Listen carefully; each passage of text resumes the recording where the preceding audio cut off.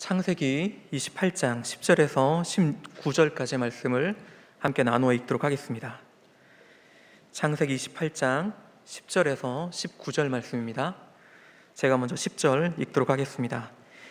야곱이 부엘세바에서 떠나 하란으로 향하여 가더니 그곳에 이르러는 해가 진지라. 거기서 유숙하려고 그곳에 한 돌을 가져다가 베개로 삼고 거기에 누워 자더니 꿈에 본즉 사닥다리가 땅 위에 서 있는데 그 꼭대기가 하늘에 닿았고, 또 본즉 하나님의 사자들이 그 위에서 오르락 내리락 하고, 또 본즉 여호와께서 그 위에 서서 이르시되 나는 여호와니 너의 조부 아브라함의 하나님이요 이삭의 하나님이라. 내가 누워있는 땅을 내가 너와 내 자손에게 주리니 내 자손이 땅이 티끌같이 되어 내가 서쪽과 동쪽과 북쪽과 남쪽으로 퍼져나갈지며 땅의 모든 족속이 너와 내 자손으로 말미암아 복을 받으리라. 내가 너와 함께 있어 내가 어디로 가든지 지키며 너를 이끌어 이 땅으로 돌아오게 할지라. 내가 너희가 허락한 것을 다 이루기까지 너를 떠나지 아니하리라 하신지라. 야곱이 잠에 깨어 이르되 여호와께서 과연 여기 계시거늘 내가 알지 못하였도다. 이에 두려워하여 이르되 두렵도다. 이곳은 다름 아닌 하나님의 집이요 이는 하나님의 문이로다 하고, 야곱이 아침에 일찍이 일어나 베개로 삼았던 돌을 가져다가 기둥으로 세우고 그 위에 기름을 붓고 그곳 이름을 베델이라 하였더라. 이 성 이름을 루스더라. 아멘. 반갑습니다. 저는 괴정 감천 송도를 담당하고 있는 행복마을의 전종신 목사입니다. 오늘도 우리 호산나 교회를 담당하시는 우리 모든 성도님들에게 하나님이 주신 행복을 찾아서 기쁨을 누리시는 하나님의 모든 성도들이 되기를 예수님의 이름으로 축복드립니다. 시간이 참 많이 빨리 흐르고 있습니다. 제가 우리 교회 온 지도 3년이 흘렀습니다. 그리고 그 가운데 2년이라는 시간이 코로나로 흘러가고 있습니다. 벌써 이 코로나로 인하여서 우리가 많은 일들을 겪고 있는데요, 우리 삶을 잘 보게 되어지면 우리가 이전에 겪지 못했던 많은 변화들이 우리 삶 가운데 있는 것을 찾아볼 수 있습니다. 예전에는 마스크를 쓰고 예배 드린다는 것 상상도 못했습니다. 또 실제로 우리가 마스크를 제일 처음 쓰고 예배를 드렸을 때 찬양 한 곡 부르는 게 너무나도 힘들었습니다. 하지만 지금은 예배 시간에 마스크를 쓰고 예배 드리는 것이, 그리고 찬양하는 것이, 그리고 심지어 원데이 워십을 해도 불편함 없이 우리가 예배 드리고 이 자리에 앉아 있습니다. 그만큼 우리가 많은 변화를 누리고 있는 것입니다. 앞으로 아마 우리가 살아가게 될 세상은요, 지금 우리가 겪고 있는 이와 같은 변화들 외에도 더 많은 변화들을 우리가 아마 겪게 되어질 것입니다. 앞으로 우리가 살게 될 세상은 지금 우리가 살고 있는 것과는 너무나도 다른, 아마 AI와 같은 인공지능이 아주 발달한 그런 세상이 될 것입니다. 지금도 어떤 카페 가게 되어지면 산업 기계팔과 같은 그 기계팔이 커피를 내려주는 그런 카페를 찾아볼 수 있습니다.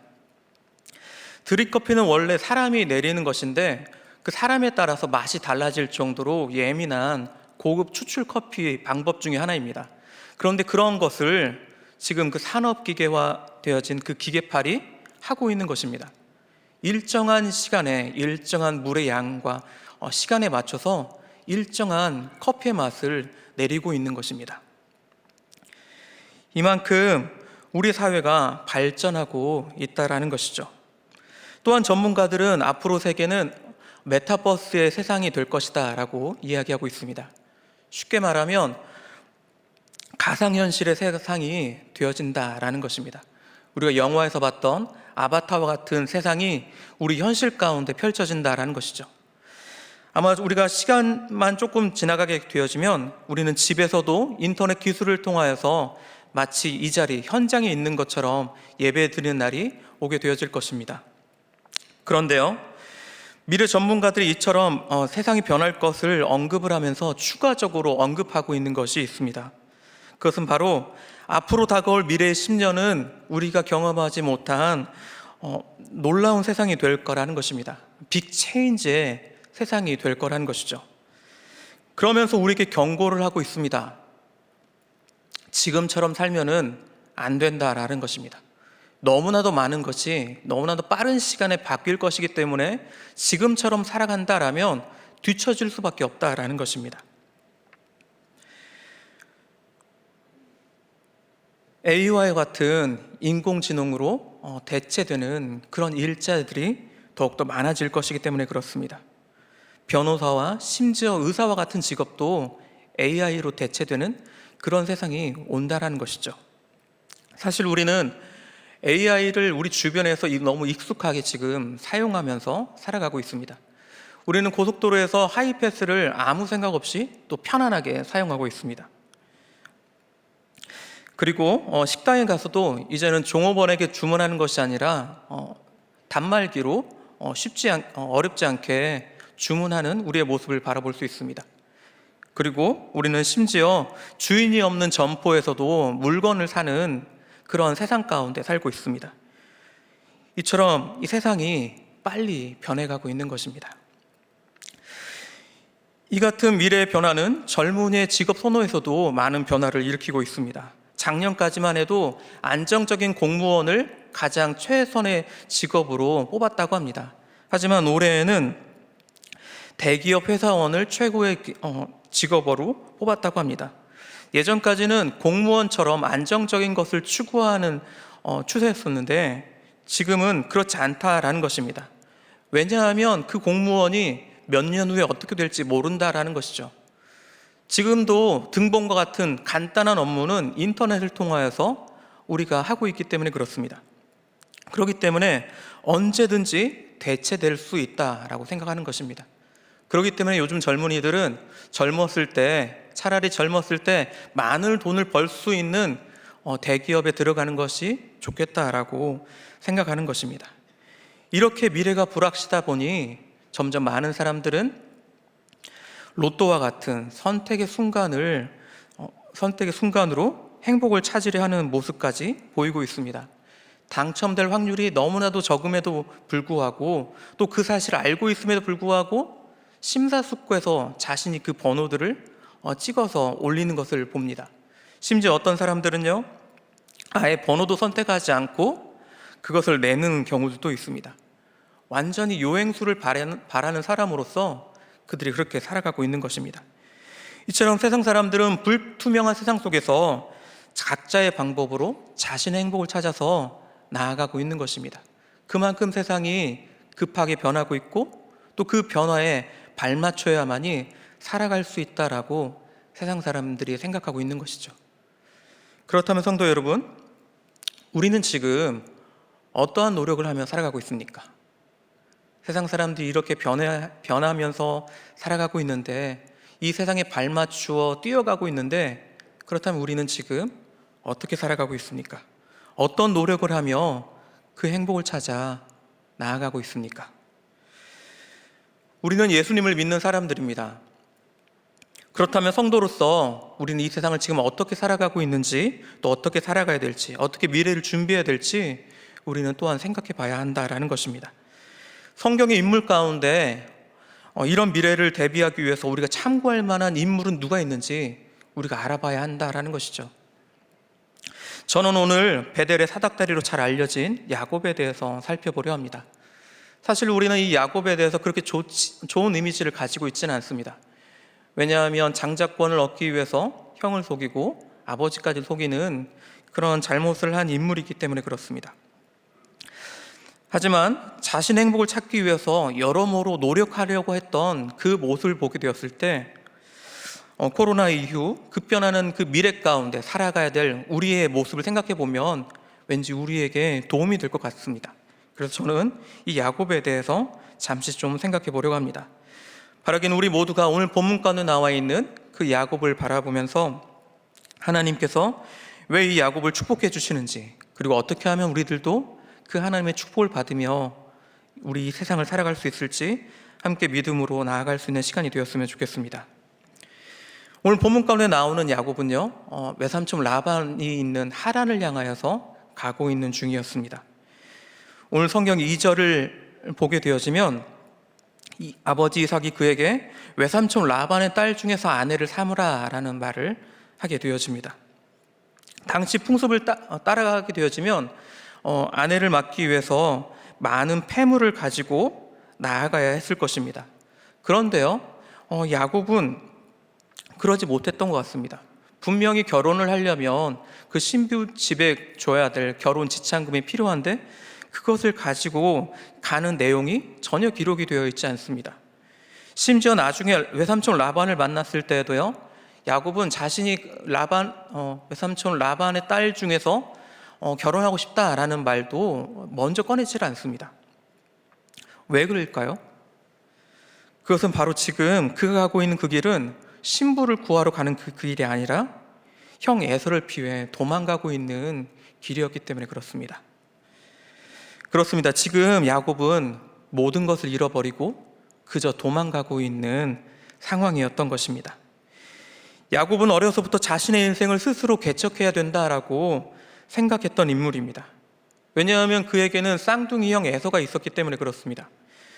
얼마 되지 않은 시간임에도 불구하고 형 에서가 유산의 3분의 1을 차지하기 때문에 그렇습니다. 다행히 하나님께서는 그들이 태어날 때 동생 야곱이 더 큰 자가 될 것이다 라는 말씀을 해주십니다. 하지만 아버지 이삭의 생각은 그렇지 않았습니다. 형 에서가 장자가 되기를 바랬던 것입니다. 그래서 이삭은 철저하게 형 에서를 더 사랑하고 아꼈던 것이죠. 그런데요, 이 같은 모습은 야곱으로 하여금 어떻게든지 자신의 것을 자신의 힘으로 쟁취해야 한다는 생각을 하게 만들었습니다. 미래를 알면서도 당할 수는 없다라는 것이죠. 하지만 그의 결과가 어떻습니까? 야곱은 붉은 죽으로 형의 장자권을 샀다라고 생각을 했습니다. 하지만 그 뒤에 보니 바뀐 것은 아무것도 없었습니다.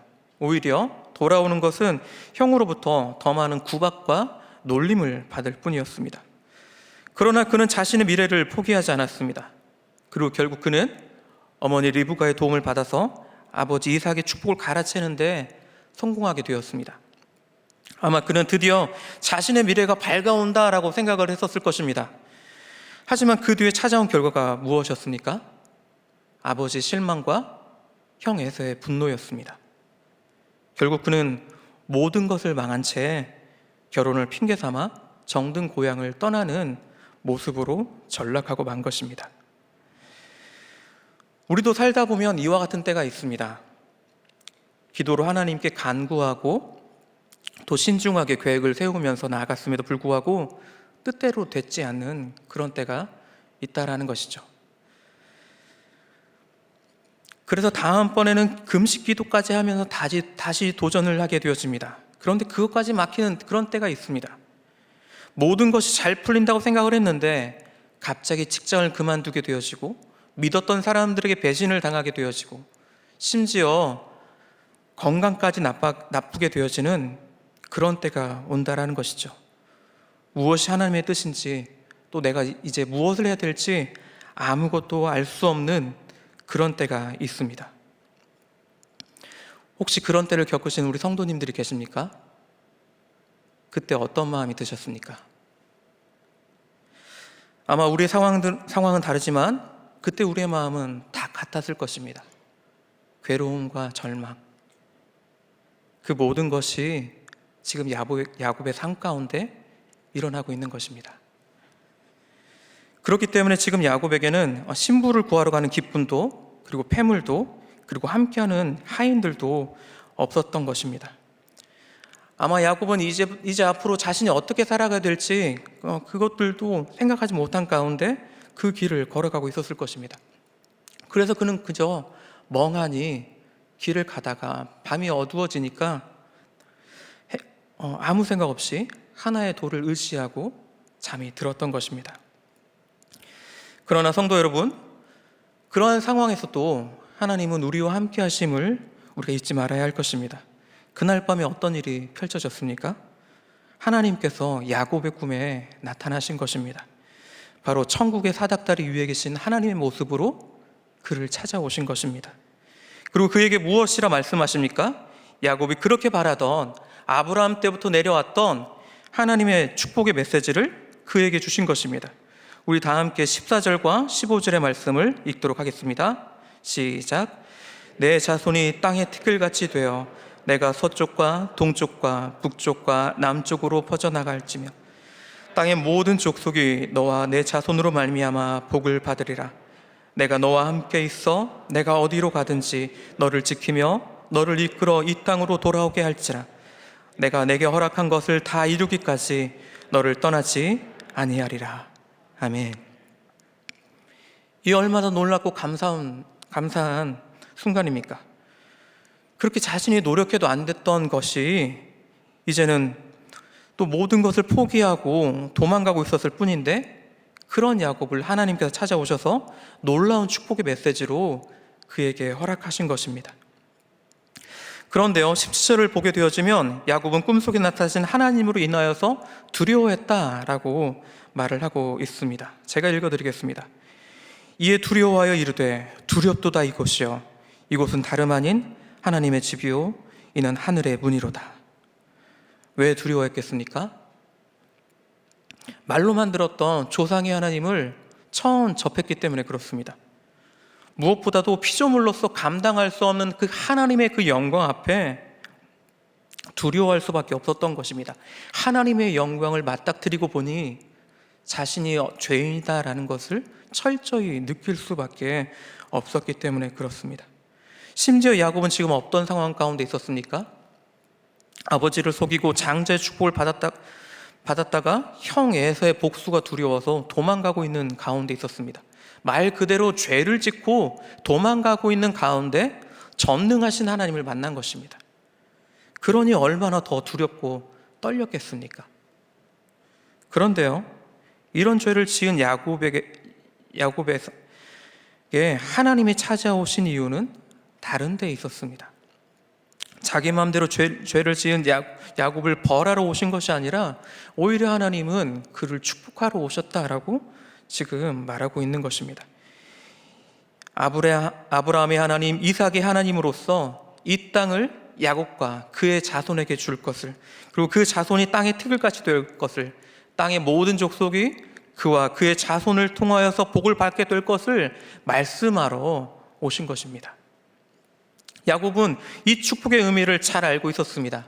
그가 어렸을 때부터 그렇게 듣기를 원했던 바로 하나님의 축복, 장자의 축복의 메시지였기 때문에 그렇습니다. 심지어 하나님은 그가 어디를 가든지 그를 지키며 이 땅에 돌아오게 하며 또 허락한 것을 다 이루기까지 떠나지 아니하리라 말씀하심으로 확실한 도장까지 그에게 찍어주셨습니다. 야곱이 하나님의 언약자의 계승자임을 확인시켜 주시고 하나님께서 그 언약을 보증하시겠다라고 지금 말씀하고 있는 것입니다. 바로 야곱을 향한 하나님의 뜻이 있음을 그에게 확실하게 보여주고 있는 것입니다. 야곱은 자신의 인생을 스스로 개척하려 실패했지만 하나님은 그런 야곱의 인생을 지금 책임져 주시겠다라고 말씀하고 있는 것입니다. 사실 이 같은 하나님의 계획은 야곱이 자신의 집을 떠날 때도 하나님께서 그에게 넌지시 보여줬던 내용이었습니다. 아버지 이삭이 집을 떠나는 야곱에게 했던 축복이 바로 하나님이 아브라함에게 하셨던 그 축복의 메시지였기 때문에 그렇습니다. 이처럼 하나님은 야곱이 모든 것이 끝났다라고 생각했던 그 순간에도 그와 함께 하시고 계셨던 것입니다. 이에 꿈에서 깨어난 야곱은 무엇을 했습니까? 처음에는 죄인으로서 하나님 앞에서 두려움을 느꼈지만 그는 자신을 용서하시고 선택하시고 축복하시는 그 하나님의 뜻을 생각하게 되었습니다. 패배자 같은 자신의 인생을 장자의 축복의 인생으로 만들어주시는 그 하나님의 마음을 이제 깨닫게 되어진 것입니다. 그래서 그는 자신이 베고 잠잤던 그 돌을 세워서 그 위에 기름을 붓고 하나님이 만난 그곳을 기념한 것입니다. 이제 자신의 인생은 하나님이 이끄시는 인생임을 기대하면서 자신을 찾아오신 그 하나님을 기념하며 그곳을 베델이다라고 부른 것입니다. 나중에 이 베델은 어떤 곳이 되어집니까? 야곱이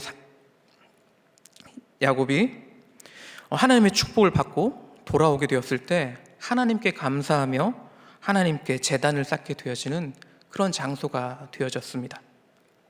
그리고 야곱의 삶에 또다시 어려움이 찾아왔었을 때 하나님만을 붙잡기 위해서 찾아가는 곳이 되었습니다. 그리고 이곳은 오랫동안 이스라엘의 종교적인 성지로서 사용되게 되었습니다.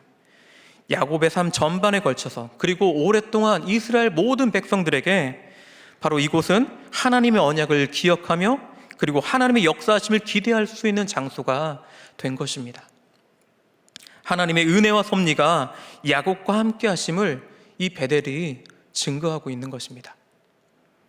성경은 오늘 우리에게 무엇을 말씀하고 있습니까? 오늘 본문 가운데 나와 있는 야곱은 모든 것을 포기한 상태였습니다. 그에게는 신부를 맞이할 수 있는 제대로 된 폐물도 없었고 다시 고향으로 돌아갈 수 있는 가능성도 아주 희박한 상태였습니다. 그런데 그런 야곱에게 하나님은 약속의 언약을 말씀하시며 다시 일으키시겠다라고 말씀하고 있는 것입니다. 바로 첫 번째, 하나님은 어떤 상황에서도 하나님의 뜻을 이뤄가신다라고 우리에게 말씀하고 있는 것입니다.